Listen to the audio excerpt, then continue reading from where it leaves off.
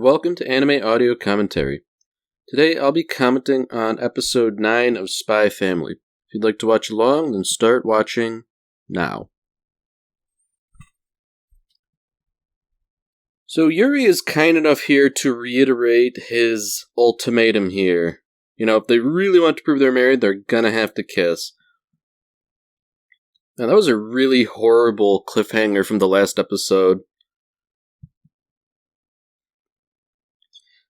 So of course, Yor does what she does best and completely spirals, freaking out about what's going on. Although, one would think that this isn't necessarily something to freak out about to the point where you need to drink a quarter bottle of wine to loosen up.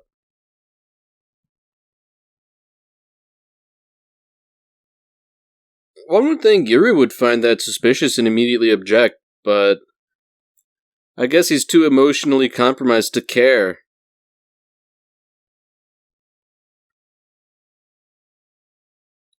Of course, little does he realize he's really kicked the hornet's nest this time.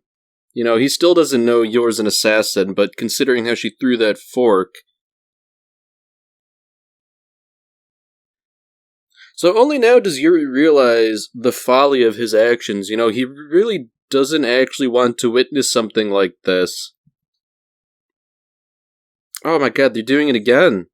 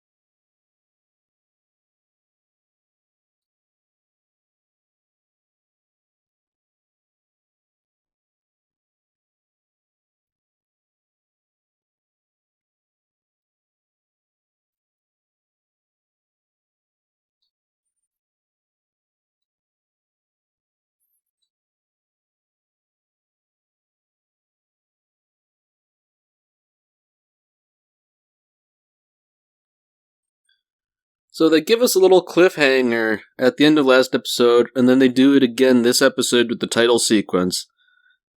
They can't keep getting away with this.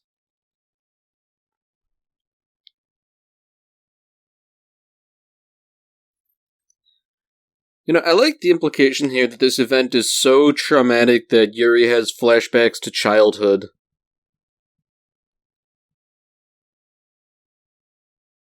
On the other hand, this might be, like, the birth of his, you know, trauma and this behavioral complex that presides over the rest of his life. I feel like that flashback was definitely a little exaggerated.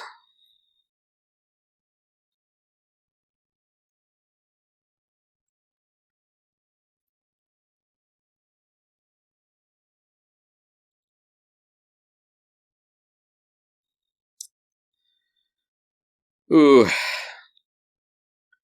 You gotta feel a little bad for him, you know, he took that right on the cheek. Poor Anya. Go back to bed, the world's not ending. Oh, jeez. Man, you know, Yuri, he took that right on the chin. He flew like 10 feet across the room and then impacted on the wall. Of course, he can't help but draw the totally wrong conclusion. And for a secret police officer, like, he really can't control himself at all.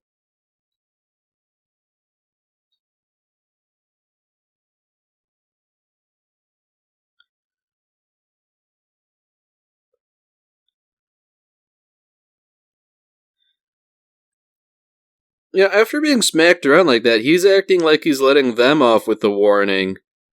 Although I'd say being smacked around like that was considerably more than a warning. Ah, man. You know, Yuri's one of my favorite characters. He's really just an ideal punching bag. You know, you can make fun of him in all sorts of ways, and it's totally acceptable because he's the deviant.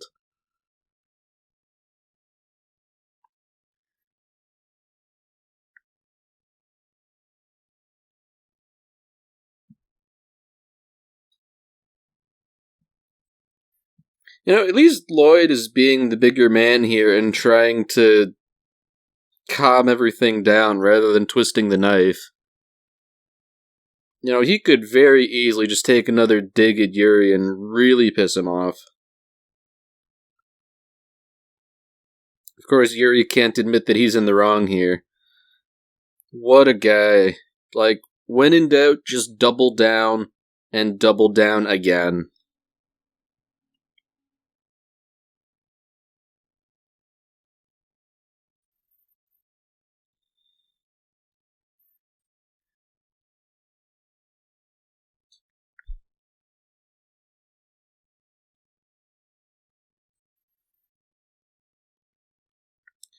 So, of course, he was going to start to give a little obligatory threat here, but he stopped just short of presumably saying, "I'll have you executed," because him being a secret police officer is definitely not common knowledge. So, of course, Lloyd picked up on that, and he knows that it's, in all likelihood, you know, a serious threat.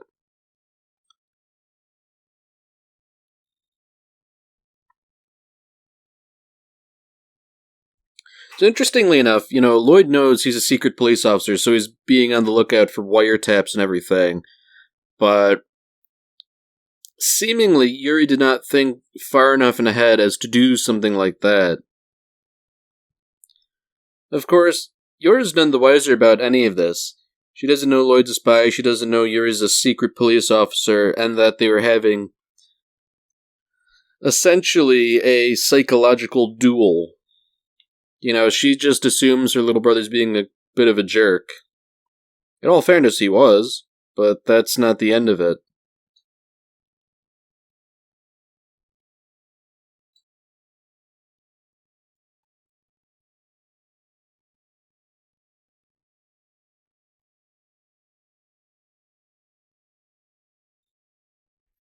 So even despite all that, they still have a bit of an issue about so much as sleeping in the same bed, even if they are in fact only sleeping.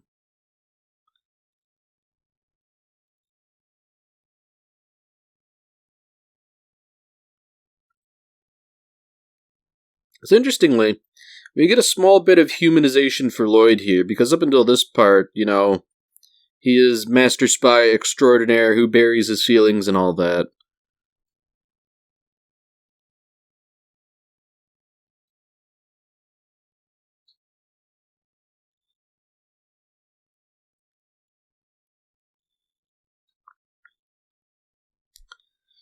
So I think perhaps the most interesting development about all of this is that Anya missed the entire thing, and that is something she would have found definitely interesting.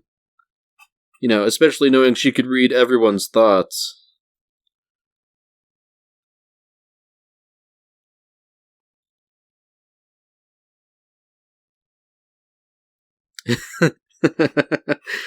She instantly forgets. You know, it was such a big deal to her yesterday. Uh, you know, that's a lot like children, how they behave.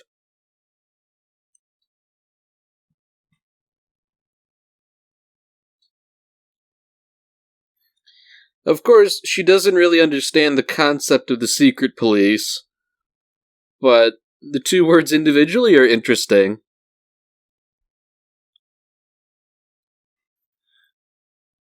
You know, it's like she's more upset about not meeting a secret police officer than, you know, meeting him when he was just her uncle.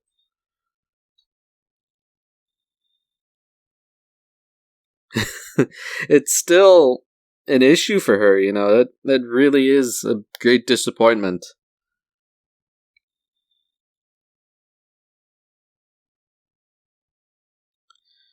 So it seems like the crux of this episode is that the fact that Yuri was a secret police officer sort of implicates Yor. Not in any definite way, but, Lloyd might have to look into her a bit more to make sure that she's not also a spook like Yuri is.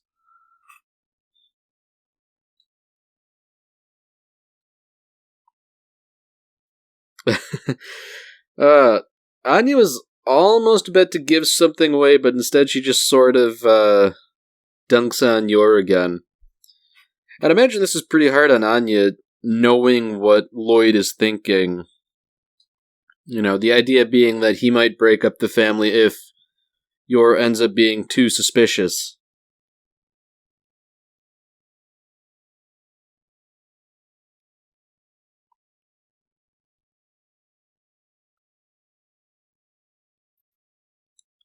Yeah, I think this is a nice way to introduce a little bit of drama without it being too unrealistic.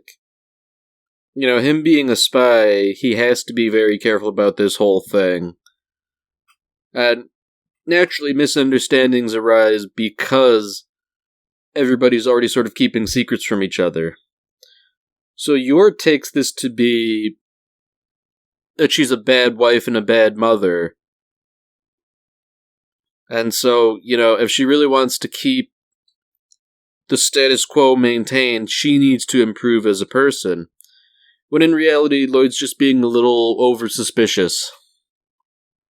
And it's not necessarily warranted, but from his perspective, he can't be too careful.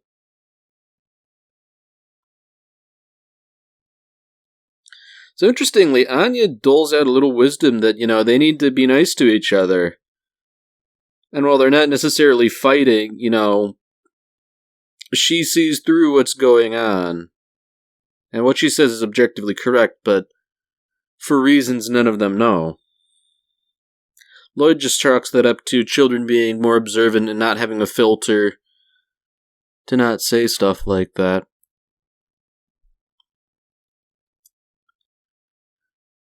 Wow, Yuri is quite a guy. His locker is just filled with pictures of his sister. Good lord, it's like 24 of them. You gotta find another hobby, dude. Holy cow.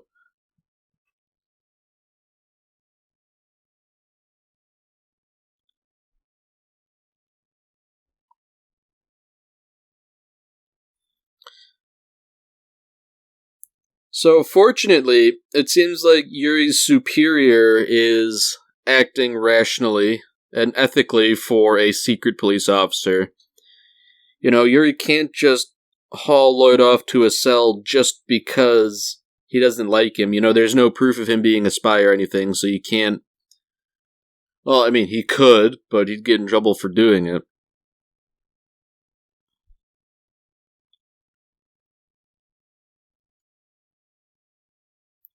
So it seems like at least this guy seems to be kind of on the up and up. Obviously they do a bunch of unethical stuff being secret police officers, but he at least has noble intentions and isn't seemingly the type to just want to go out and break kneecaps for the fun of it.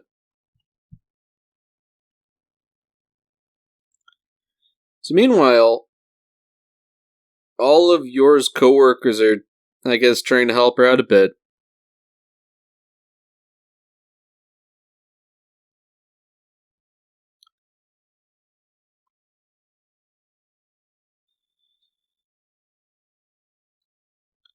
So interestingly, Lloyd is privy to all of this. So he knows what she thinks is going on, but not necessarily the other way around.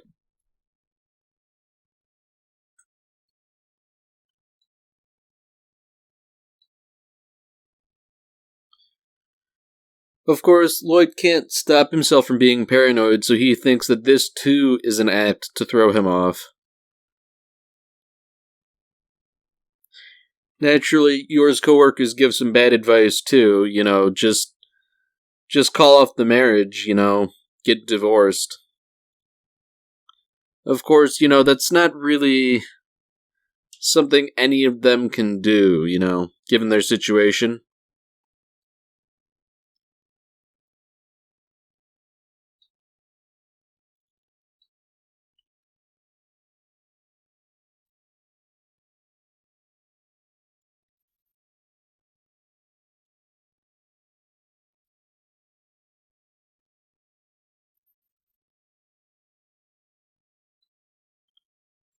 I think it really speaks to Yora's character that she's so concerned about being a better wife, even for this sham of a marriage.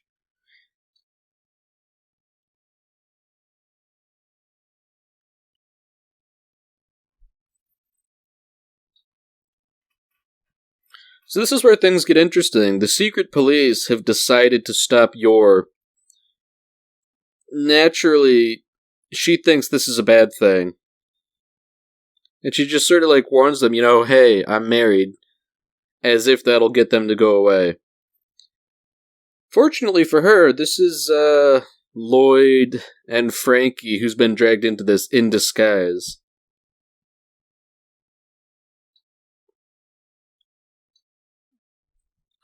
So they're trying to sort of implicate her in the supposed crime that her boss committed by having her mail that letter.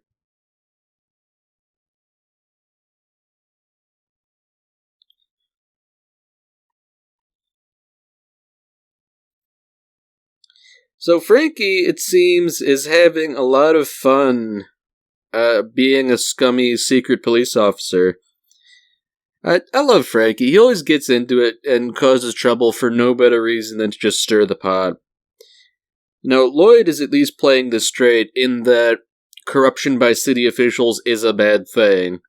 But Frankie says, we torture people, and some people rather commit suicide in their cells than be tortured.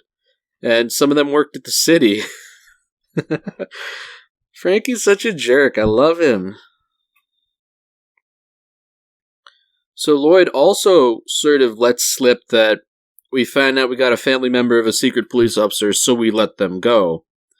Trying to see if maybe Yor knows about that. Of course, we know she doesn't, but, Lloyd's trying to be clever here and maybe get her to admit to something. But of course, if she really doesn't know, then there's nothing she could say.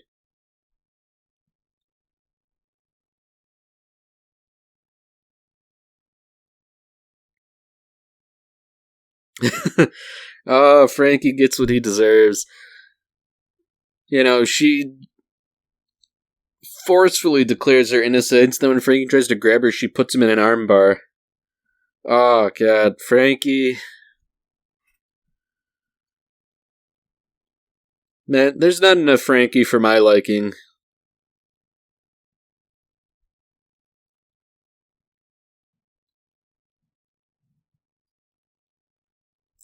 So now that Yor's made it pretty clear that this will come down to a fight, if need be, Lloyd is sort of, formulating an out, Whoops, Second Lieutenant, it looks like, you messed up the cipher.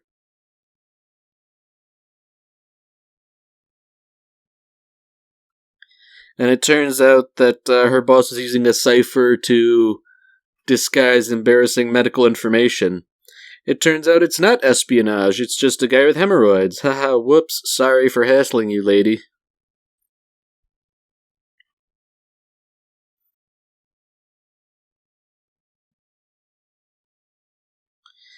I like how Frankie says, man, that was a farce. He's the one who caused it to be a farce.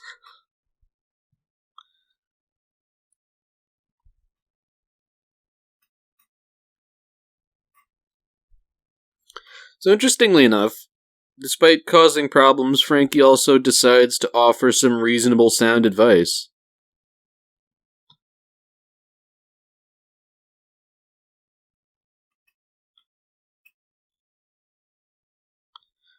Per usual, Frankie has thought that since he's been given this nifty disguise, maybe he could chat up a few women with that much more handsome prosthetic face. He really can't help himself, can he, Frankie? He's just kind of a scummy person, a scummy lowlife. It's probably for the best that he has no real institutional power or anything like that. Can you imagine Secret Police Officer Frankie, all the stuff he would get up to?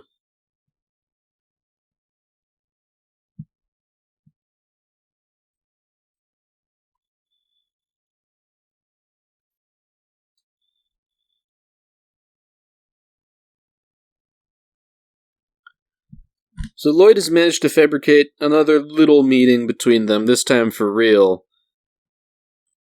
And to his credit, he's going out of his way to reassure her, since she is now, I guess, above suspicion in terms of being a spy or secret police officer or some other ne'er-do-well. I think it's a nice thing that he doesn't really have to do, but it's nice that he does it.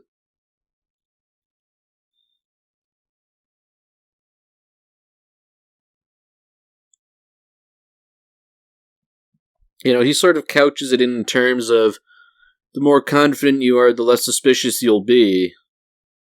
But it really seems more like re-encouragement for her sake than the sake of the mission.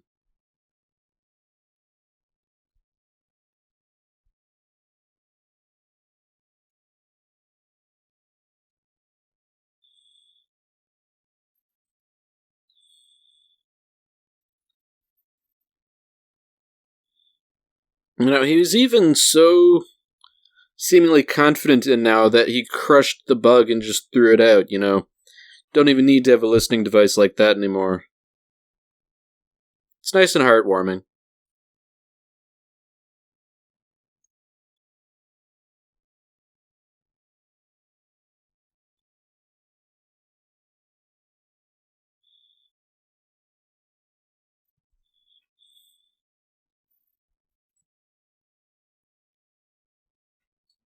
So there we go. Nice little heartwarming ending. Anya knows that they have repaired whatever issue they were having, and everything is back to the status quo again.